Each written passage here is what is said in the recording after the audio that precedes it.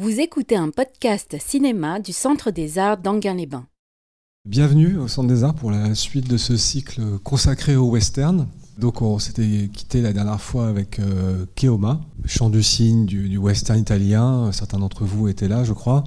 Et puis là, donc on fait un bond dans le temps puisqu'on va se retrouver en 92 avec ce film de Clint Eastwood, Impitoyable et Unforgiven, donc en anglais. Au niveau de l'histoire du cinéma, on a fait un bond en avant, mais il est vrai que le genre western est à peu près exsangue après le milieu des années 70, on va dire. Hein. Il se fait plus beaucoup de western ou de façon assez sporadique, un peu comme aujourd'hui. Donc je suis très content de pouvoir vous présenter ce film ce soir sur grand écran, parce que c'est un film magnifique qui profite énormément d'un vrai écran de cinéma. Et je suis content que vous soyez là aussi parce que voilà, on reconnaît les cinéphiles qui délaissent le beau temps pour s'enfermer dans une salle obscure pour voir un film en plus très sombre. Mais donc voilà. Alors j'imagine que d'ailleurs, est-ce qu'il y en a parmi vous qui ont déjà vu le film, parce que c'est pas un film très rare non plus. Quelques-uns, oui. Et voilà. Puis j'imagine que, en tout cas, vous connaissez au moins en partie les films de Clint Eastwood, puisqu'ils sont quand même assez connus et assez diffusés. Je vais prendre quand même juste 5 minutes pour peut-être rappeler un petit peu sa carrière, puis après on passera évidemment à la projection. Juste rappeler que Eastwood, il est quand même né en 1930. Bon, ce qui nous quand même renvoie au fait qu'il est toujours en activité. Hein. C'est quelqu'un qui a une des carrières les plus longues, je pense, de tous les cinéastes, acteurs américains, qui s'étend donc sur 60 ans. C'est quand même assez extraordinaire. Donc né en 1930 en Californie, dans une famille petite classe moyenne, enfin en tout cas qui relativement pauvre en plus dans cette période de dépression. Il déménage beaucoup, etc. Et puis mais enfin, il a quand même une enfance dont il parle qui était relativement heureuse. Et il se cherche un peu et il finit par se diriger vers le cinéma. Donc dans les années 50, il décroche un petit contrat chez Universal au milieu des années 50 qui lui permet de faire de la figuration, quelques silhouettes. Mais c'est vraiment avec Rawhide qu'il va trouver un rôle de premier plan. Rawhide, qui est une série télé western, donc parce qu'à l'époque le western c'est pas mal réfugié entre guillemets à la télévision. Et en tout cas, il a tourné, je crois, cette série fait plus de 200 épisodes, de 59 à 65. Et donc il se trouve dans cette série. Juste dire au passage, Ray Eastwood, c'est quand même quelqu'un qui a eu un petit peu de mal quand même à l'époque à se faire sa place d'une certaine manière, parce c'est un très bel homme certes, mais bon, il est quand même déjà, il va sur la trentaine, et puis il a peut-être pas, il correspond pas forcément à ce que recherche Hollywood à l'époque en termes de canon de beauté ou de style de jeu aussi, puisqu'il a un jeu quand même volontiers minimaliste, quoi. En tous les cas, je pense que vous connaissez un petit peu la suite de l'histoire en 64, évidemment, avec Sergio Leone, qui lui fait endosser le rôle de l'homme sans nom pour une poignée de dollars. Et donc là, c'est un succès inattendu, et c'est un rôle qui va lui coller à la peau pendant un certain temps. Il va tourner dans 3 westerns avec Léon, ensuite pour quelques dollars de plus et Le Bon, la Brute et le Truand. Et il va refuser de tourner dans Était une fois dans l'Ouest en 68 parce qu'il voulait il voulait pas être emprisonné dans ce personnage. Donc ça c'est pour le western italien, on en a déjà parlé, je ne vais pas revenir dessus, mais en tout cas quand il revient aux États-Unis, il crée sa société de production Malpazzo. Ça c'est assez important parce que ça lui a donné une vraie indépendance. Et il a toujours travaillé avec Malpazzo au sein de Warner, enfin c'est Warner qui a toujours distribué ses films par la suite. Et puis la date importante aussi de début de carrière quand même, c'est 71 avec Dirty Harry, l'inspecteur Harry. Qui a un film alors qu'on ne peut pas traiter rapidement, mais qui va être extrêmement marquant parce qu'il aura énormément de succès. Donc je pense que vous l'avez vu, l'inspecteur Harry, hein, ce polar avec ce flic aux méthodes expéditives, qui considère que la loi en fait empêche de punir les bandits, quoi. Ça s'est dit très vite. Mais c'est un film qui va tourner donc, sous la réalisation de Don Siegel, hein, qui fera 5 films avec lui, donc c'est une figure aussi importante dans son début de carrière. Mais ce que je voulais dire, voilà, c'est que Dortiari, il arrive dans une période où, on en a déjà parlé, c'est le nouvel Hollywood. Il y a quand même en fait toute cette ambiance de contre-culture avec une nouvelle génération de cinéastes, etc. Et donc Dortiari arrive comme un film qui est perçu comme assez réactionnaire. Et il a beaucoup de succès, notamment auprès de ce qu'on a appelé l'Amérique profonde, la majorité silencieuse qu'a voté Nixon, par exemple. Et puis les gens de la côte Est, les intellos, détestent le film, quoi. Et en particulier Pauline Kael, qui était une très grande critique, qui a fait en partie participé au succès de Nouvelle Hollywood. Elle a traité le film de fasciste. Donc un truc quand même costaud. Et ça a beaucoup marqué Eastwood. Et j'en parle parce que c'est, ça lui a posé un problème. Et dans tous les films dans beaucoup de films qu'il va faire par la suite, il va essayer finalement de travailler en fait ce qui pour lui est une sorte de malentendu ou d'incompréhension par rapport à cette attitude finalement face à la question de la justice et de la violence. Bon, ça c'est quelque chose de très important, surtout pour le film que vous allez voir, qui est pas un polar mais un western, mais qui d'une certaine manière est une sorte presque un point final par rapport à cette réflexion. Voilà. Donc évidemment, Eastwood a fait d'autres westerns. Je ne veux pas tout vous égrener parce que Impitoyable, c'est je crois son 15e film comme cinéaste, 36e comme acteur, donc c'est quand même énorme. Mais juste dire que il a au cours de sa carrière beaucoup alterné en fait les films dits plus commerciaux, populaires en fait, qui assuraient justement sa popularité, et il les alternait avec des projets plus personnels. Je pense notamment à la fin des années 70, début 80, il y a Bronco Billy, Honky Tonk Man, qui sont des films qui vont faire que la critique française d'abord va reconnaître son talent en tant que réalisateur, et alors qu'aux États-Unis il reste quand même totalement ignoré ou méprisé. Et donc il y a cet aspect-là, oui, pour la question de la reconnaissance. Si on veut terminer là-dessus, juste dire qu'il faut attendre quand même 85, il y a son film, son western Pale Rider qui est projeté à Cannes. Il y a une rétrospective à la Cinémathèque française. Et puis aux États-Unis, ça bouge pas trop toujours, mais il sort Bird, en fait, le film biographie de Charlie Parker, quand même, qui retient l'attention. Et c'est véritablement avec ce film-là, avec Unforgiven, donc Impitoyable, que l'establishment, la critique américaine, l'intelligentsia, etc., la critique dominante, vont vraiment le reconnaître comme un grand cinéaste. Et en plus, il va récolter des tas de récompenses, des Oscars, etc. Voilà un petit peu pour la trajectoire, mais je vais juste revenir un tout petit peu en arrière. Je suis allé un petit peu vite, juste sur la question des westerns qu'il a réalisés, puisqu'il en a fait quand même un certain nombre, mais rappeler qu'il a fait L'Homme des Hautes Plaines vers 72-73, et qui a une sorte de suite en fait de western italien, peut-être même en plus cynique, plus cruel et sans humour aussi, qui est un film qui est très dur. Mais il y a José Wells sur la loi en 76, qui est un film absolument magnifique que je vous recommande, et dans lequel, alors je voulais juste en dire un mot parce que c'est un film dans lequel il va se poser la question de comment finalement on peut refabriquer du lien et de la communauté en Amérique après une période de grande division, puisque évidemment on est en 76, donc il y a eu la période de la contre-culture, le Vietnam, les droits civiques, l'assassinat de Kennedy, le Watergate, tout ce que vous voulez, la crise du pétrole, donc beaucoup de choses qui font que la société est très divisée. Et dans ce film-là, on sent que Eastwood commence à se poser la question, comment est-ce qu'on pourrait se rassembler à nouveau, comment. Donc il y a cette idée qui le travaille, cette question de la communauté. Ça fait partie aussi des questionnements de sa cinématographie. Il y a une citation en fait, que j'ai retenue, que je trouve intéressante, vers la fin des années 80, il disait « Je me suis toujours senti noir dans le corps d'un blanc ». Ce que je trouve assez intéressant, parce qu'il se considère, lui, comme quelqu'un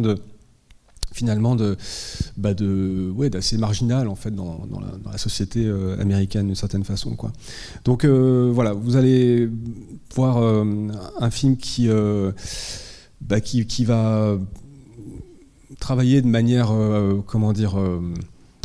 presque définitive, en tout cas pour lui à l'époque, la question de la violence et de la manière dont elle a fondé l'Amérique. Donc là, je ne vais pas aller plus loin, on en reparlera de toute façon après le film. Juste un petit mot sur le tournage du film lui-même, parce que là, on déroule toute la filmographie, mais plus précisément, c'est un film donc, qui a été écrit par un scénariste qui s'appelle David Webb Peoples. Et ce qui est assez amusant, c'est qu'en fait, Eastwood a acheté le scénario en 82. Donc 10 ans avant de tourner le film quasiment. Et en fait, il l'a trouvé fabuleux, mais il s'est dit, je vais le mettre de côté parce que, alors selon les interviews, il dit qu'il n'avait pas encore l'âge nécessaire pour jouer le rôle de William Munny dans le film. Parfois, il va dire, je le garde un peu comme quand on mange un repas et qu'on garde le meilleur pour la fin. Je me garde, en fait, il sentait qu'en fait, il tenait quand même quelque chose de l'ordre du grand film, du chef-d'œuvre, en tout cas pour sa propre œuvre. Et donc voilà, c'est un film bien particulier pour lui. Il va prendre un petit peu plus de temps pour le tourner. Eastwood, c'est quand même quelqu'un qui, sur le modèle de Don Siegel, est quelqu'un qui avait appris à tourner vite. Sans bâcler, mais disons qui finissait toujours ses tournages en avance par rapport au planning, qui dépensait jamais trop d'argent, et aussi qui n'aimait pas tellement faire des répétitions à rallonge, et qui appréciait beaucoup finalement, qui était très content quand il réussissait à avoir ce qu'il voulait avec la première prise. Donc c'est pas Kubrick qui fait 80 prises sur Shining, quoi. Vous voyez, lui, il est plutôt sur l'intérêt pour la spontanéité, en fait, finalement, de l'interprétation et de ce qui se passe, en fait, devant la caméra, quoi, si vous voulez, de ce qui peut surgir. Je trouve que c'est quelque chose auquel on ne songe pas forcément quand on voit Eastwood, mais je trouve ça très, très intéressant. Et dans ce film-là, voilà, il a tourné comme à son habitude, mais il a pris un peu plus de temps. Bon, je crois que le tournage a dû durer à peine 40 jours, ce qui n'est pas si long non plus. Il a tourné, donc, alors le film se passe en 1880 dans le Wyoming, dans une ville qui s'appelle Big Whiskey, mais qui est imaginaire, et le film a été tourné au Canada, en vérité, aux environs de Calgary, quoi. Voilà, donc en Alberta. Voilà, juste un ou deux petits trucs à rajouter avant de lancer le film. Il y a une citation d'Eastwood qui est intéressante. Il disait « Ça m'a paru le sujet idéal pour réaliser ce que j'appellerais le dernier des westerns. C'est un film qui résume au fond ce que le genre représente pour moi. » Et je vous dis ça parce que l'expression « dernier des westerns », il me semble que c'est quelque chose qu'on a employé plusieurs fois cette année, et même dernièrement sur Pat Garrett, qu'on a qualifié dernier des westerns, et même Keoma dans un autre genre, mais c'est une expression qui est revenue souvent. Il y a cette idée chez Eastwood quand même quelque part de clore une réflexion à son échelle, quoi, sur son rapport à l'Amérique, à cette période, la conquête de l'Ouest, etc., sur la mythologie qui a été fabriqué à partir de tout ça, mais c'est lié encore une fois au fait que le western parle d'un temps révolu, en fait, et un peu fantasmatique, qui ne reviendra jamais, et qu'on a toujours un peu l'impression de voir quelque chose qui a disparu et qui n'en reviendra jamais, et donc pour la dernière fois, d'une certaine manière, il y a ce côté-là, quoi. En tout cas, voilà, dernière remarque sur le titre du film, évidemment. Vous avez vu qu'Impitoyable en français, on a plus la connotation d'agressivité, de violence, bien sûr. Mais Unforgiven en anglais, c'est pas la même chose. C'est littéralement, ça veut dire non pardonné. Bon, ça sera, je pense, un des sujets de discussion après le film, puisque la question du pardon est quand même assez importante dans le film.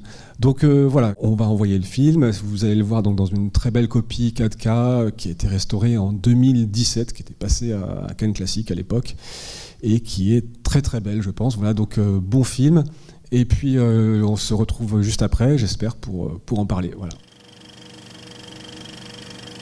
Avant que j'oublie, à la fin du générique, vous allez voir à la fin une dédicace marquée dédicacée à Don et Sergio.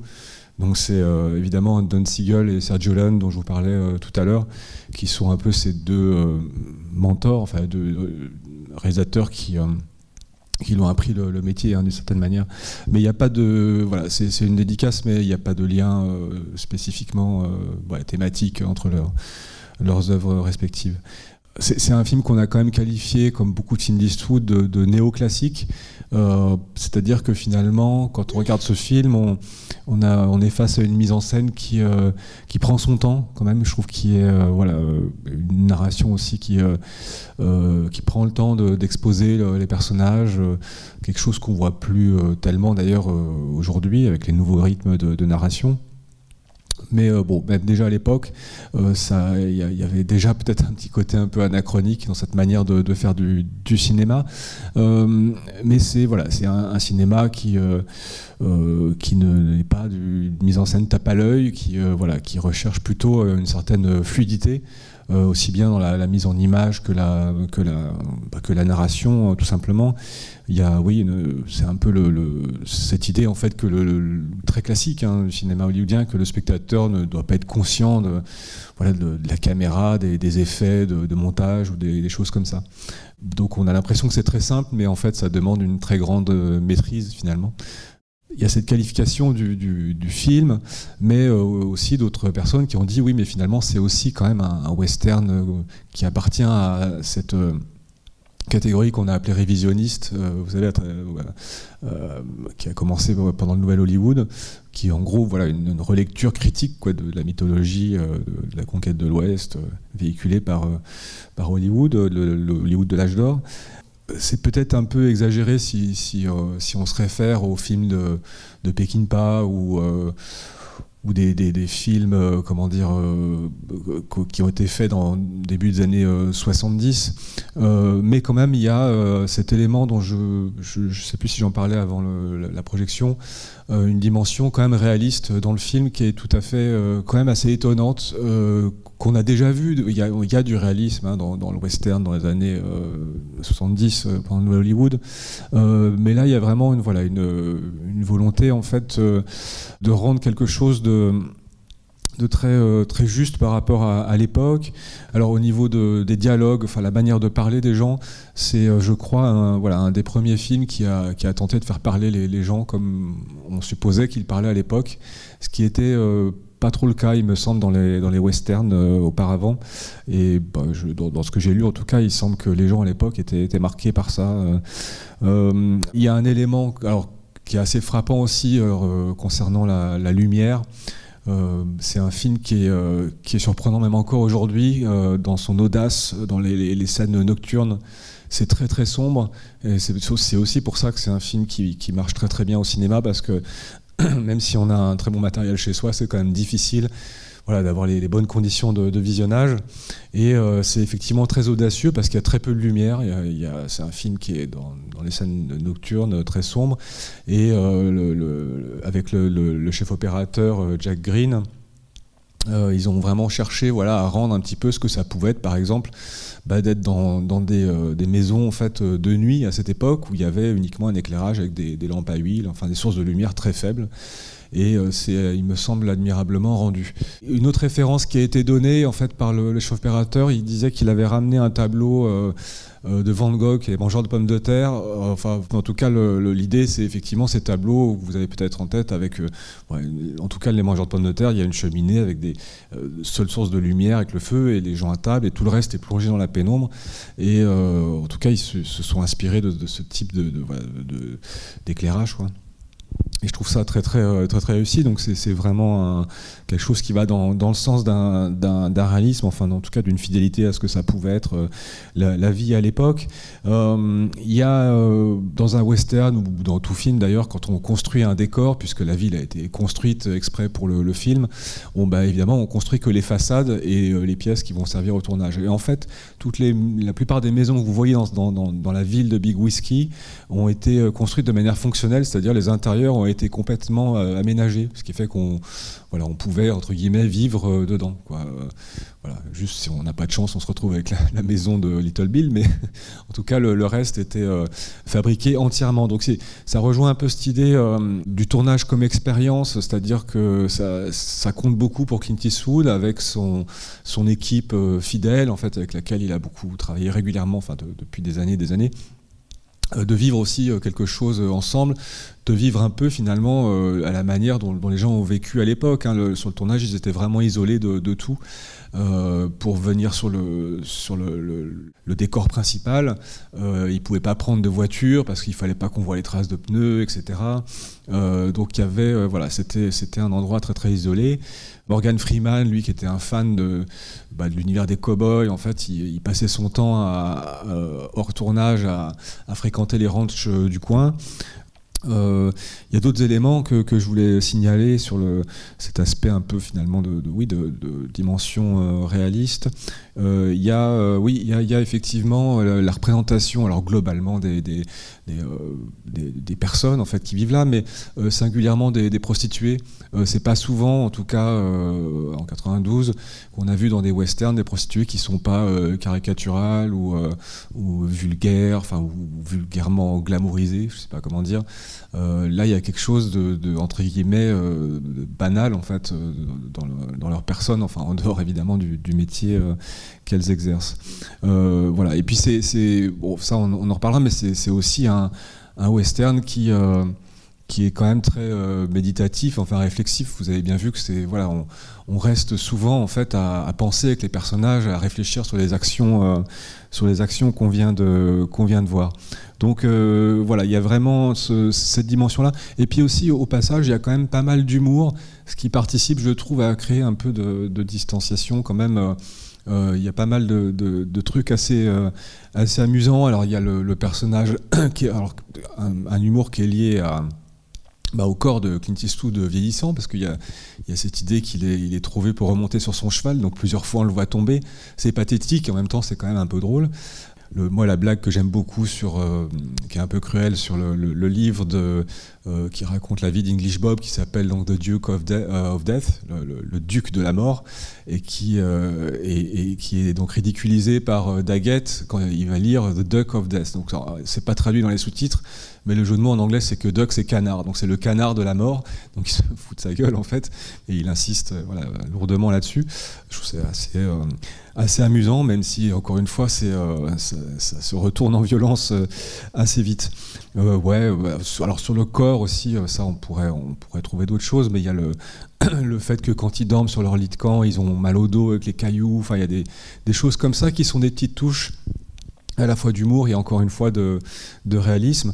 Et puis peut-être pour finir dans cette catégorie, vous vous souvenez au début quand William Munny va chercher son pistolet pour s'exercer au tir.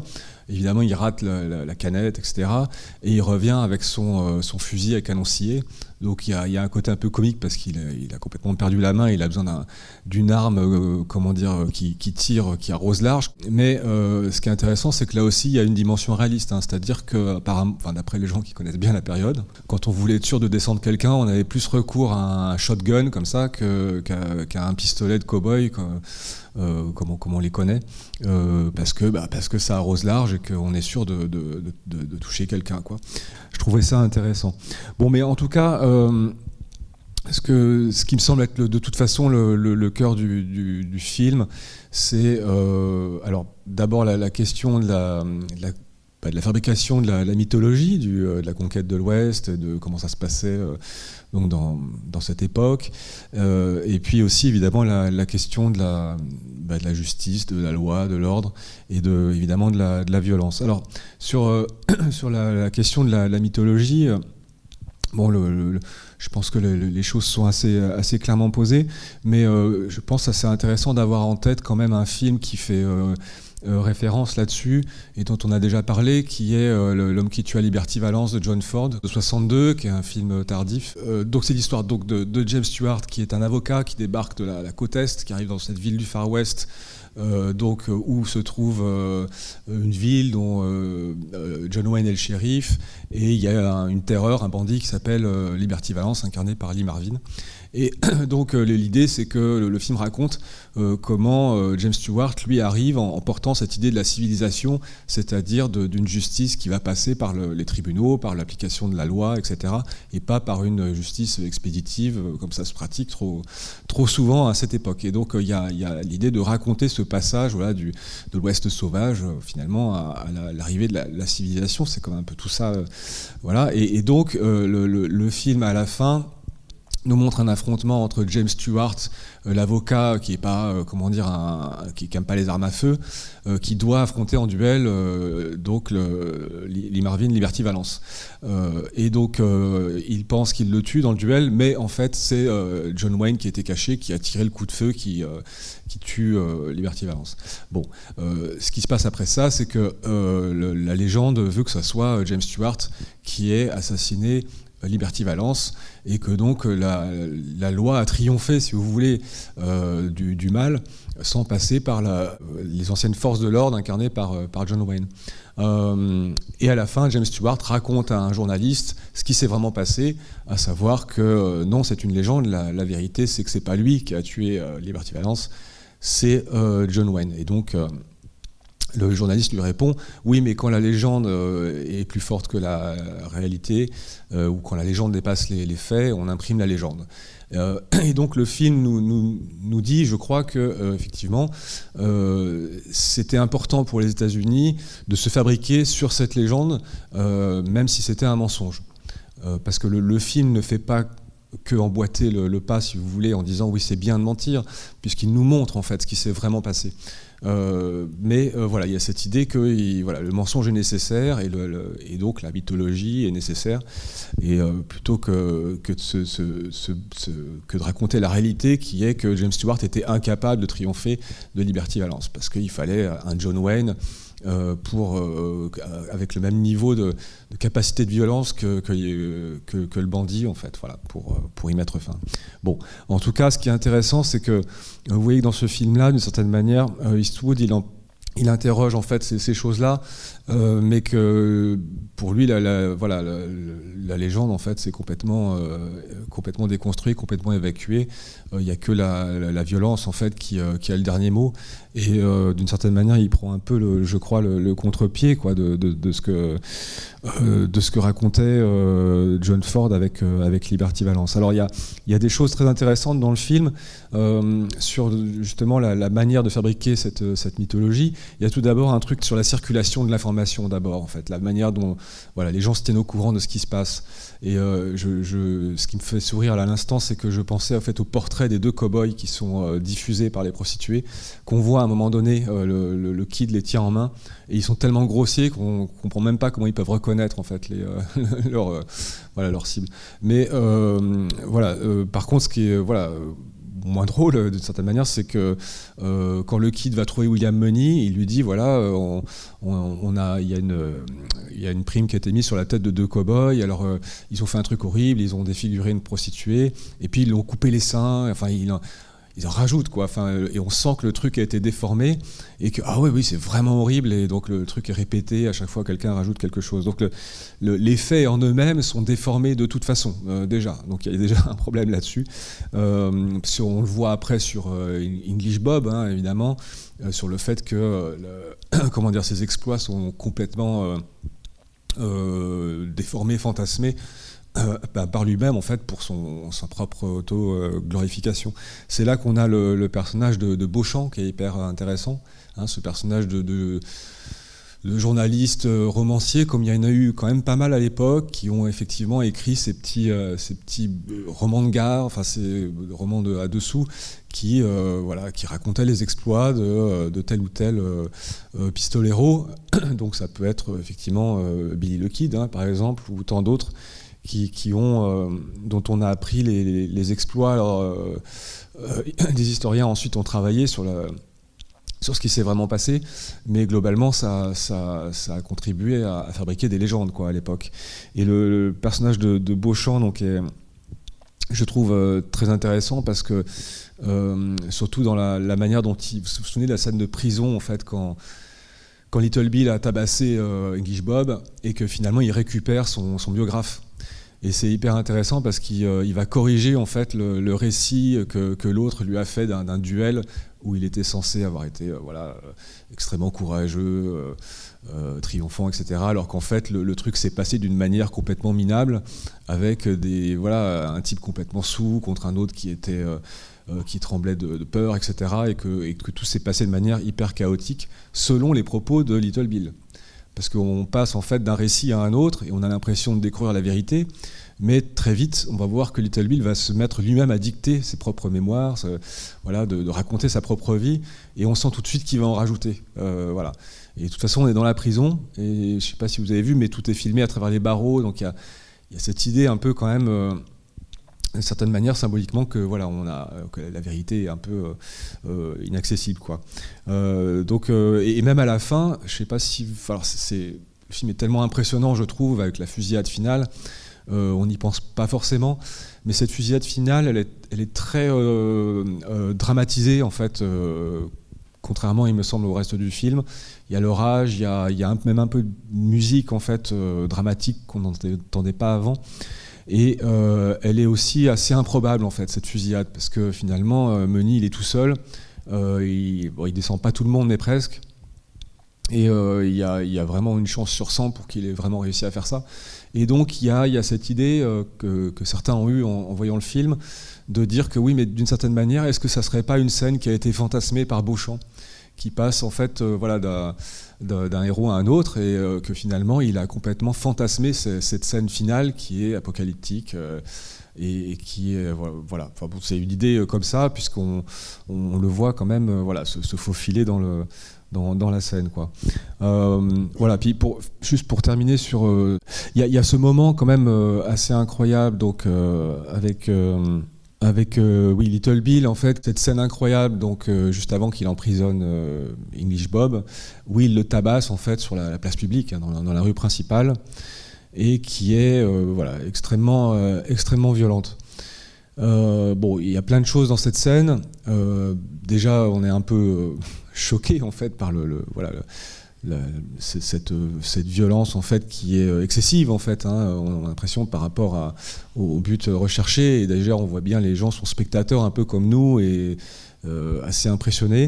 On voit Little Bill en fait qui finalement s'emballe en fait dans l'exercice de cette violence très démonstrative, mais on a l'impression qu'à la fin il est presque un peu ivre en fait, on le voit tituber, il y a quelque chose de l'ordre de presque une espèce de jouissance en fait qui s'est mêlée en fait à cette démonstration de violence qui au départ vise à dissuader effectivement d'autres chasseurs de primes de venir en ville. Tout le monde l'a bien compris, mais il y a quand même un détail très important, c'est qu'à un moment il lui dit oui, tu es venu en fait te foutre de nous en fait un 4 juillet, donc c'est le jour de l'indépendance des États-Unis. Et effectivement, English Bob, alors là, en plus c'est assez insistant avant dans la scène du train, c'est effectivement quelqu'un qui défend la royauté, donc qui représente l'Angleterre, et donc ça renvoie effectivement à le 4 juillet, le jour de l'indépendance, ça renvoie à l'indépendance des États-Unis par rapport à l'Angleterre, qui est rejoué en fait ici finalement entre Daggett et English Bob, mais avec une violence tellement superlative en fait que ça devient très dérangeant. C'est-à-dire qu'on a ce sentiment que ça devient très vite autre chose qu'une simple question de justice, en fait. Il y a cette idée que peut-être, en tout cas, la violence qui se déploie à ce moment-là, elle dépasse en fait le but qu'on s'était fixé au départ. Enfin, en tout cas, il me semble un petit peu l'impression qu'on peut avoir. Alors, de toute façon, oui, sur la question de la justice, il y a beaucoup de choses à dire. Moi, ce que je trouve très intéressant dans ce film, c'est, on va dire, ce qui tourne autour de la question de la vengeance. Finalement, si on regarde le scénario dans son ensemble, il me semble qu'il y a 2 cycles de vengeance successifs. Le premier étant évidemment celui qui démarre avec l'agression de Delilah, la prostituée qui se fait taillader.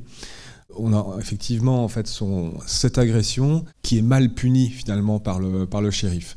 Il y a cette scène qui est très dérangeante où en fait les prostituées réclament. Alors, déjà elles réclament tout de suite, Alice réclame tout de suite qu'on les pende, ce qui est déjà quand même très violent. Mais bon, à la limite on est dans le Far West à l'époque. Mais la suite montre que finalement le patron du saloon, j'ai oublié son nom, il dit oui mais attention, moi ça m'intéresse pas qu'on les pende, moi comment dire, j'ai un contrat en fait, cette fille c'est une propriété en fait, c'est une marchandise qui a été abîmée et je pourrais plus en tirer profit. Donc il l'a réduit à l'état d'objet, en fait, de marchandise, et donc la conséquence c'est que déjà en fait comment dire, ça la pose en fait en équivalence avec un esclave, hein, sauf qu'elle est esclave sexuelle. Ça renvoie quand même à pas mal de choses. Hein. On sait qu'à l'époque, les esclaves étaient, avant la guerre de sécession, étaient considérés effectivement comme des propriétés, avec tout ce que ça implique. Donc c'est quand même quelque chose de très violent.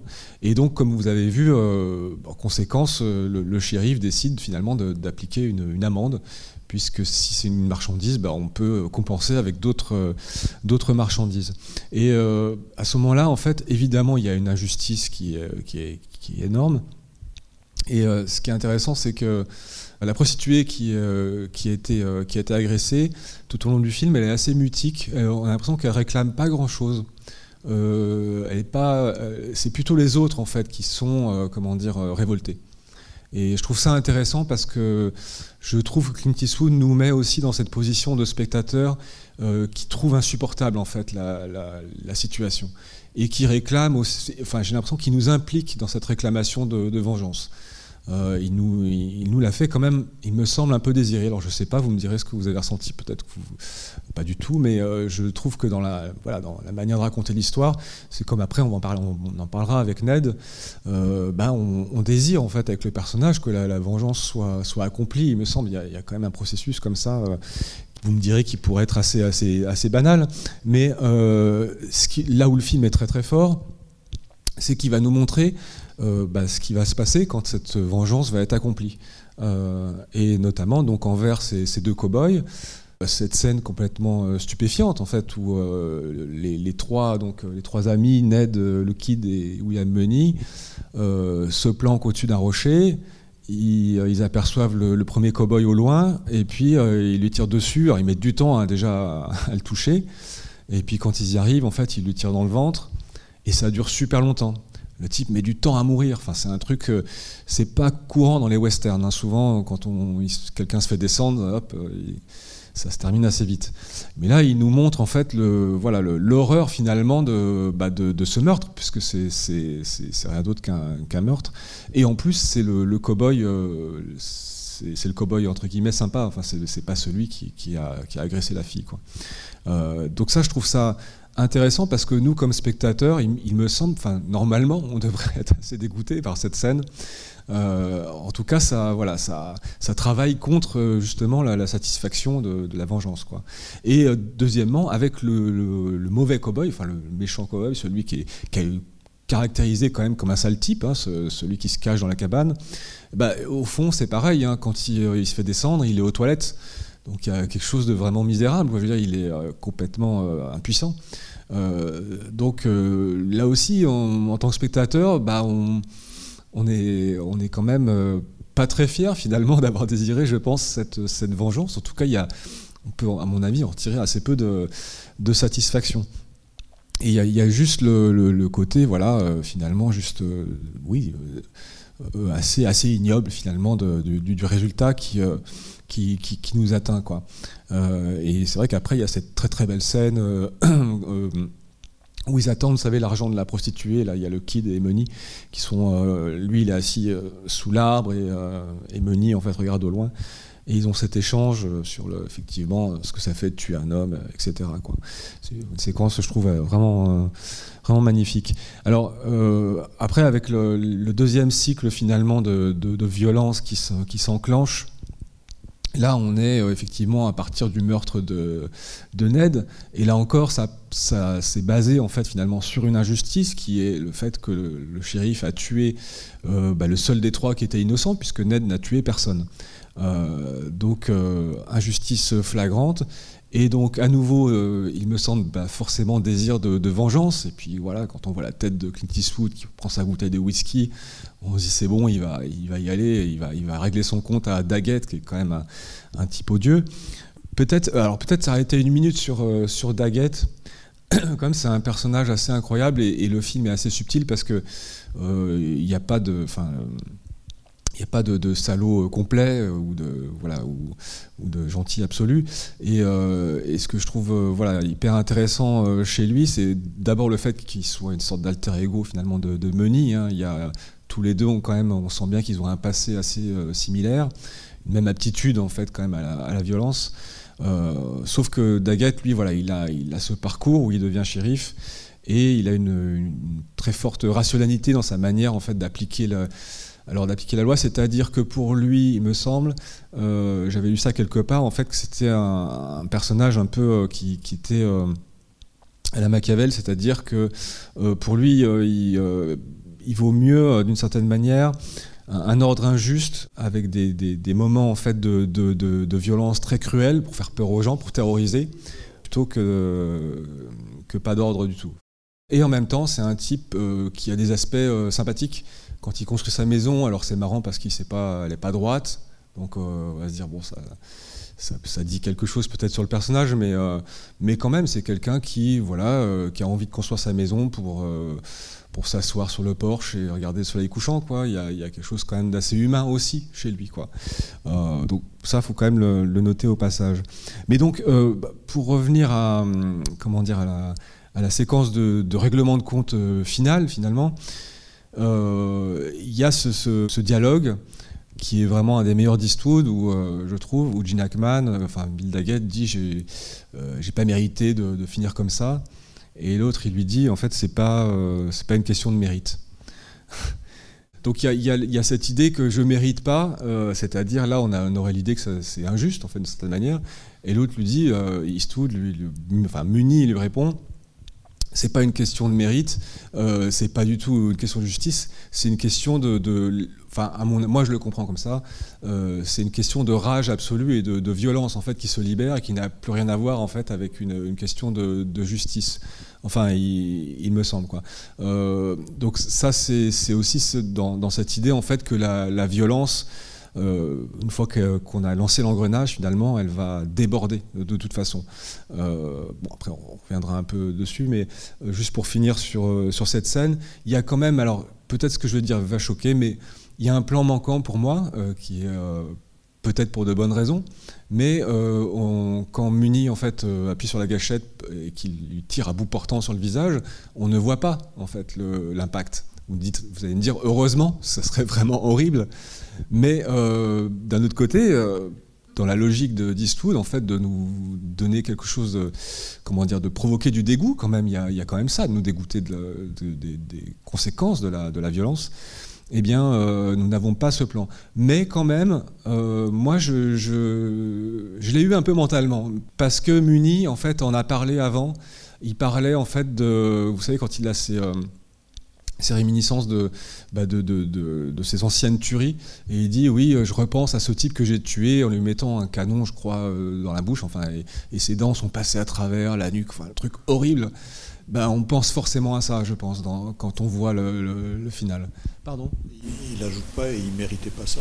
Il y a pas... Oui, il dit peut-être ça aussi. Ouais. Il dit peut-être aussi il ne méritait pas ça. Ouais. Oui, parce que de toute façon, il passe son temps dans cette première partie du film aussi déjà à dire je suis, je suis plus comme avant, j'ai arrêté le whisky grâce à ma femme, je suis plus l'homme violent, etc. Mais il passe beaucoup de temps à justifier aussi à dire j'ai changé. Et plus il dit ça, et plus on a des doutes, à mon avis. Mais bon, ça, c'est voilà. Donc, mais en tout cas, juste par rapport à cette idée du plan manquant, c'est un peu exagéré de dire ça, mais c'est aussi pour dire qu'il y a quand même d'autres cinéastes qui auraient fait ça vraiment autrement. C'est juste par contraste que j'aime bien déplier cette idée, mais si vous prenez quelqu'un comme Tarantino, potentiellement il se serait peut-être pas privé de le faire, quoi. Parce que chez Tarantino, la vengeance, c'est pas du tout la même chose. C'est un truc, Tarantino, lui, il adore les scénarios de vengeance. Enfin, il l'a dit en interview, pour lui, c'est les plus efficaces, c'est les plus satisfaisants pour le spectateur. Mais par contre, il va les déployer dans un cadre, un type de cinéma qui est évidemment pas du tout le genre de projet d'Eastwood, en fait, qui est quand même empreint de réalisme et d'une réflexion de ce que ça fait vraiment dans la vie, finalement. Qu'est-ce que ça a comme vraie conséquence. Il me semble que chez Tarantino, il y a un côté plus fantasmatique, en tout cas, ou une valeur de catharsis, quoi, aussi. C'était quand même pour le noter au passage. Mais en tout cas, oui, on se retrouve un peu coincé avec ce déchaînement de violence qui, au bout du compte, devrait nous satisfaire, mais en fait, nous dégoûte, en fait, nous dépasse. Et ça, il me semble que c'est une des grandes questions, en fait, en général chez Eastwood, et que là, il a atteint quelque chose, je trouve, de très très fort. Moi, il y a un sentiment qui se dégage pour moi de ça, c'est quand même cette idée que il voit la violence comme quelque chose d'inéluctable, de fatal, et que finalement, je trouve qu'on en éprouve beaucoup de tristesse, en fait, au fond. Et je voulais juste noter à ce propos, en fait, la musique qui est très très belle, qu'on entend au début, à la fin. Cet air qui est joué à la guitare, si je ne me trompe pas, et juste pour dire que ça a été écrit, en fait, par Clint Eastwood, cette mélodie, parce qu'il fait aussi de la musique de jazz surtout, et c'est le thème de Claudia, pour être tout à fait précis. Mais donc il y a une mélancolie dans le film qui, je trouve, il me semble liée à ça. Pour Clint Eastwood, on a vraiment le sentiment que c'est quelque chose qui est ancré dans la nature même de l'homme. C'est pas du tout, ou très peu, chez lui, il me semble, la violence, c'est quand même pas tellement le produit de la société. On a vraiment cette idée que c'est quelque chose qui est ontologique, en fait, dans la personne humaine, entre guillemets, qui demande qu'à sortir, ou qui ne peut que sortir. Et même, en fait, si on va un peu plus loin dans cette idée, qui est quelque chose qui contamine, en fait, les hommes entre eux, et qui se passe même de génération en génération. Si vous voyez la relation entre William Munny et le Kid, c'est une relation un peu de type père-fils, en tout cas, elle est sollicitée un peu comme un fils, symboliquement, par le Kid. Mais même si on a cette scène sous l'arbre à la fin où il regrette ce qu'il a fait et il dit qu'il ne le refera plus jamais, en fait, il a perdu sa virginité par rapport à ça, et c'est trop tard. C'est-à-dire qu'il a commis, en fait, l'irréparable. Et en plus, quelque chose que je voudrais ajouter, c'est que des choses qu'on ne voit pas dans le film, parce qu'on a l'impression que le cycle de la violence se termine avec la fusillade finale, mais en fait, dans la logique du film, moi j'imagine tout à fait, et d'ailleurs William Munny le prévient, le Kid, quand il s'en va, il dit « fais attention, parce qu'il y a peut-être des gens qui vont essayer de t'attraper et de te pendre ». Mais en fait, à chaque fois qu'il y a une victime, mettons des amis, des cow-boys, des gens qui sont spectateurs, en fait, d'un meurtre comme celui du premier cow-boy, par exemple, pourraient très bien en concevoir justement un désir de vengeance et réactiver, en fait, le cercle infernal. Et en fait, ça s'arrête jamais, quoi. Et y compris, effectivement, de père en fils. Il y a un film que je trouve magnifique qu'il a fait juste après, qui s'appelle Un monde parfait, qui parle de ça, de manière assez précise, en fait, comment la violence, en fait, circule dans la société américaine et comment elle se transmet de génération en génération. Il va aussi dans Mystic River aussi, si vous l'avez vu peut-être. Et encore une fois, en fait, cette idée de finalement comment on fait pour l'arrêter. Et là, peut-être on va arriver à un moment aussi de discussion parce que j'ai pas forcément de réponse. Mais à la fin du film, donc Munny rentre chez lui et d'ailleurs on le voit juste sortir de la ville en menaçant tout le monde. Et puis après, on le voit revisiter la tombe Enfin, il revient à sa ferme, mais on voit un plan donc avec le soleil couchant, etc., avec la tombe de sa femme.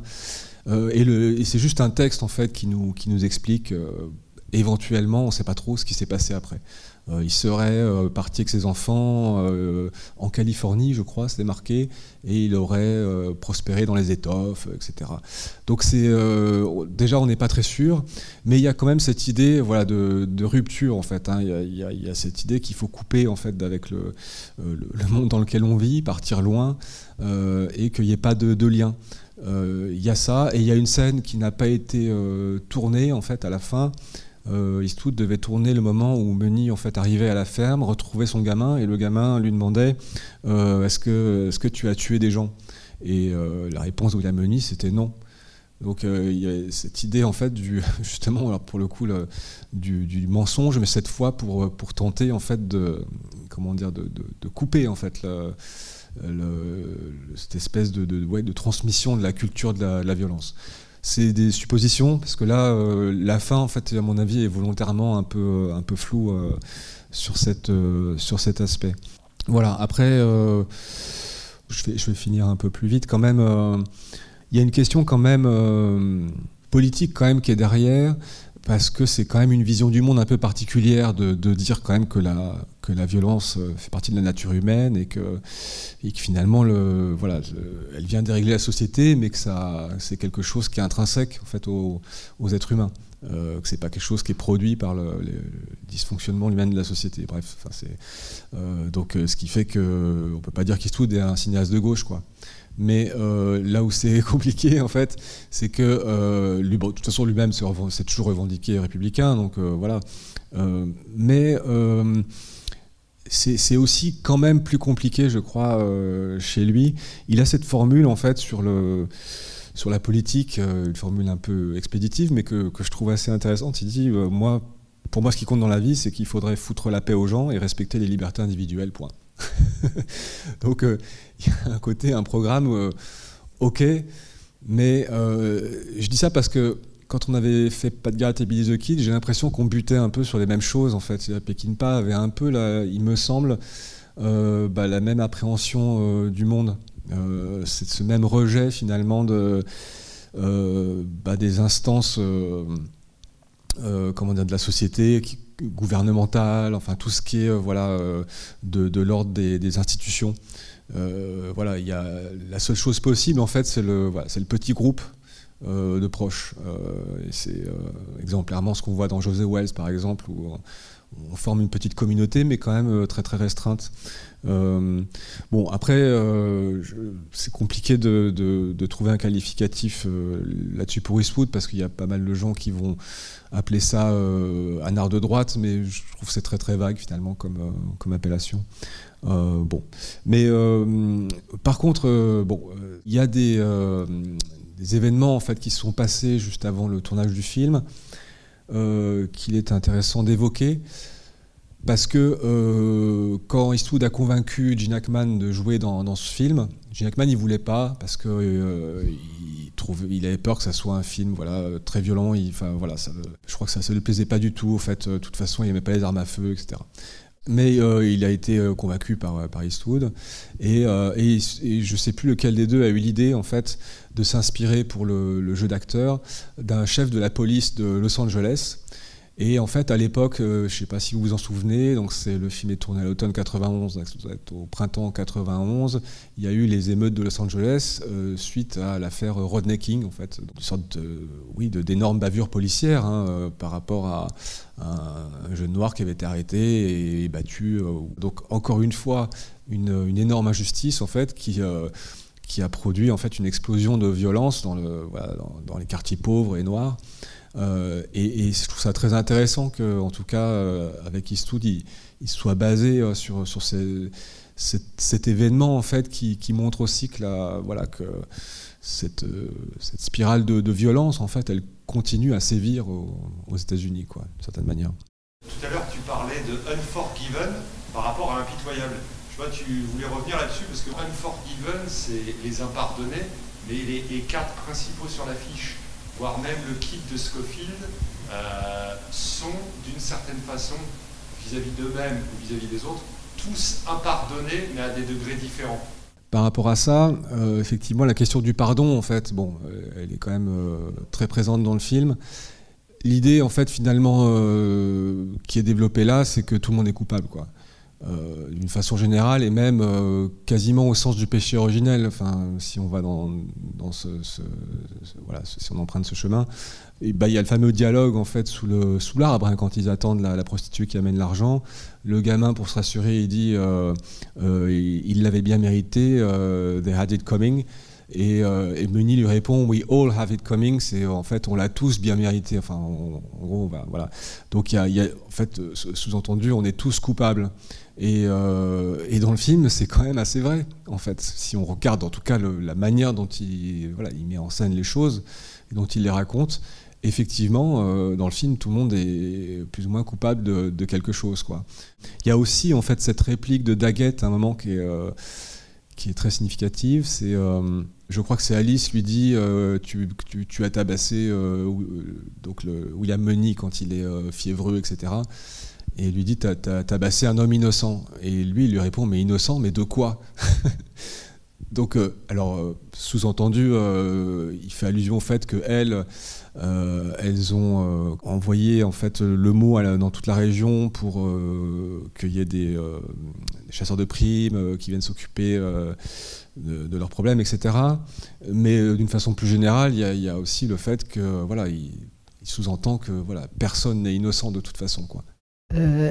Tout le monde est probablement coupable, oui, c'est sûr. Seulement, il y en a un qui l'est beaucoup, beaucoup plus que les autres et qui semble porter, j'ai envie de dire, tout le péché du monde. Et c'est pas pour rien que je le dis comme ça, parce qu'il est presque christique. Hein, c'est Clint Eastwood, quoi. C'est lui le héros et il a fait. Il a fait toutes les abominations possibles, les plus graves que l'homme puisse faire, c'est-à-dire tuer les enfants, tuer les femmes, etc. Voilà, il est le parangon, quoi, en fait, le modèle absolu de ça. Et il est aussi le commandeur à la fin, parce qu'il profère une sorte de malédiction à tous ceux qui continueraient à tuer, à faire le mal, etc. Quoi, hein. Il lui dit, c'est Dieu qui s'exprime, quoi, quand même, à la fin, quand il passe là tout seul, il est une cible vivante, et pourtant il tient cette parole-là, qui est une parole presque religieuse, quoi. Voilà ce que je voulais dire. Oui, il y a un côté cavalier de l'Apocalypse à la fin. Complètement. Ah, c'est ça. Oui. Mais de toute façon, oui, on pourrait voir le film comme une histoire de rédemption. Oui. Du personnage. Je dis tout de suite que c'est des choses qui ont été demandées à Clint Eastwood, hein, par rapport à ce film, et que lui a toujours, il s'en est toujours défendu. Alors que effectivement, suite à la remarque que tu as faite tout à l'heure, je pense qu'on pourrait avoir une lecture en fait de cet ordre, hein, du film. Que effectivement c'est quand même la rédemption d'un homme qui c'est compliqué parce que vous dites effectivement il a commis tous les péchés possibles et abominables et dans une autre vie, mais il y a ce truc en deux temps, c'est-à-dire qu'une première fois il raconte qu'il a été réformé, je crois on dit en anglais, enfin, par sa femme, c'est-à-dire qu'elle l'a remis dans le droit chemin.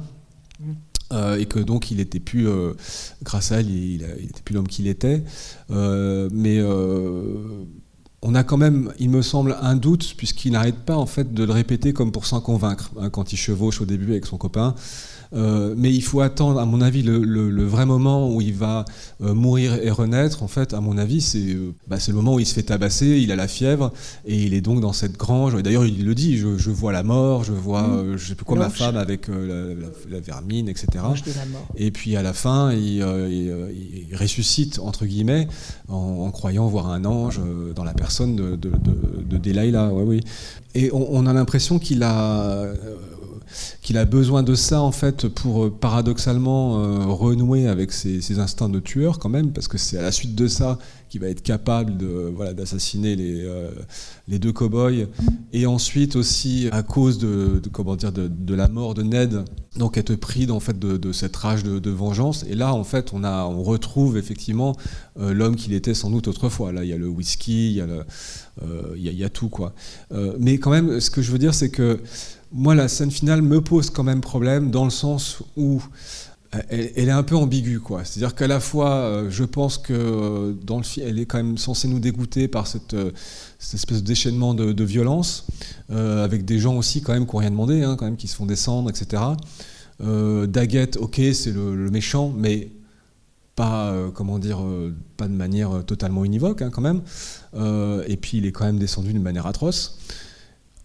Donc il y a cet aspect-là, et en même temps c'est quand même une scène libératrice. C'est-à-dire qu'on a vraiment l'impression qu'elle le libère lui aussi de sa propre violence, puisque après en fait on a l'impression qu'il part, qu'il trouve une nouvelle vie, quoi. Alors pour monsieur, oui, libéré de lui-même, mais moi je sais pas, je trouve qu'il y a une ambiguïté en fait à la fin dans cette façon de résoudre les choses, en fait. Au fond, est-ce que de nettoyer la place et de tuer tout le monde, est-ce que ça peut régler un quelconque problème, quoi? C'est-à-dire que, comme je disais, de toute façon, l'engrenage de la violence en fait peut repartir de partout.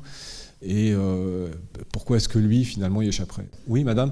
Oui, il réagit. Il réagit d'une façon très dure par rapport à la mort de son ami aussi. C'est pas uniquement une bête à tuer, il a fait le deuil de cette bête, moi je crois sincèrement, et il le dit à son copain Black, il lui dit, quand tu vas voir mes enfants, tu leur dis bien que j'ai tué personne, donc il veut vraiment tuer personne, il veut juste tuer pour l'argent et repartir dans une autre vie.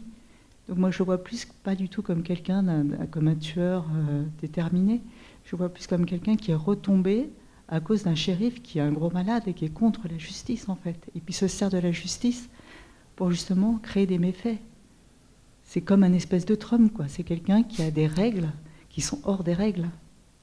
Oui, en fait, c'est que la loi qu'il veut faire respecter est injuste, en fait, en gros, hein, vis-à-vis des prostituées, c'est ce qu'on disait. En même temps, il y a voilà, c'est un personnage qui me semble quand même assez complexe et bizarrement pas totalement condamnable, ce Daggett. On peut avoir l'avis contraire, hein, bien sûr, mais oui. Moi, sur les 4 à 5 personnages qui sont dans la violence, qui en sortent, qui ont du mal à en sortir, en fait, le seul qui techniquement n'a pas l'air de vraiment vouloir s'en sortir, c'est Daggett. La seule rédemption qu'il va avoir, c'est Eastwood qui lui donne à la fin, tout simplement. Enfin, c'est mon avis. Hein. Mais ce que je veux dire, c'est que Daggett, en fait, il est juste un ancien mauvais qui passe du côté de la loi, mais à part passer du côté de la loi, il ne change pas. Et même pour revenir sur une certaine histoire du Far West, telle qu'on a fait la légende par rapport à la réalité, Wyatter, il n'est pas le petit truc qu'on nous a fait un peu avec Henry Fonda, ou même avec Costner. Il y avait des choses, quand on passe d'un état à l'autre, on nettoie l'ardoise. Et c'est ce qu'a fait Daggett. D'ailleurs, il passe souvent, j'étais au Nebraska, Wyoming, tout ça. Mais sinon, lui, la violence, elle est toujours là. C'est le seul des 5 personnages qui ne va pas essayer d'aller sur un bon chemin. Oui, mais parce qu'il a une façon de, comment dire, de rationaliser l'usage de la violence, en fait, et il la théorise presque. Et donc, pour lui, c'est une bonne chose, en fait, de déployer de la violence pour faire peur aux gens. Il y a un côté tyrannique, si on veut. Oui, c'est ce que je disais dans la scène où il tabasse English Bob. Effectivement, à la fin, il est titubant, on a vraiment une impression de jouissance, et de quand il va fouetter Ned aussi, hein, évidemment, il y a un truc là, quand il va lui parler, c'est absolument sadique. Mais bon, ceci dit, il me semble que voilà, il a cette manière pour lui, en fait, l'usage de la violence, au moins ponctuel, en fait, permet de garder un certain ordre, même s'il est injuste, quoi. Oui, effectivement. Je pense qu'il croit bien faire, mais bon. Bah écoutez, peut-être qu'on finit là-dessus. En tout cas, merci d'être resté. Et puis dans 2 semaines, 14 mai, ça sera Dead Man de Jarmusch, qui est un film sorti en 95-96. Et là, on va voir un western très particulier, qui est une sorte de pré-western. Voilà. Bonne soirée à toutes et à tous.